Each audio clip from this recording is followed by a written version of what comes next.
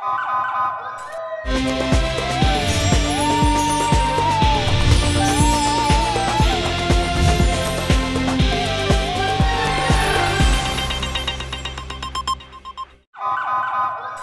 पहले नजर डालते हैं अब तक की बुलेटिन।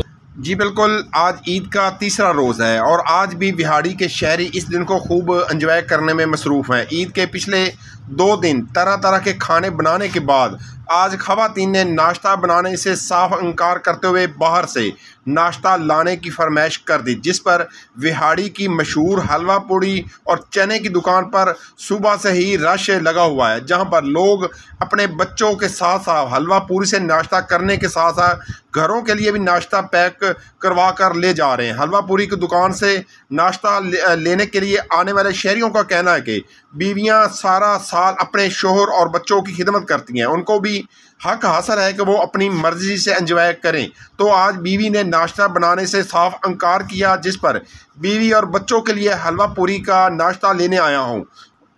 इसके अलावा बिहाड़ी के दीगर फूड स्टॉल पर भी शहरियों का रश लगा हुआ है, जो खूब हल्ला गुल्ला भी कर रहे हैं।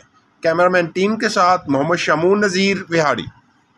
तीसरा दिन है और बेगमों की फरमाइश पूरी करने के लिए हम बाहर से नाश्ता लेने के लिए आए, पूड़ी हलवा पूड़ी के लिए, और बच्चों ने फरमाइश की है हमने बाहर से नाश्ता करना है, तो उनकी फरमाइश के लिए हम नाश्ता लेने आए हैं। तो उन्होंने बेगमों ने जवाब दे दिया हमने घर में नाश्ता नहीं बनाना है, बाहर से नाश्ता करना है, और आज हलवा पूड़ी का नाश्ता करवाएं। हमें सारा साल हमारी खिदमत करती है, हमें नाश्ता करवाती हैं।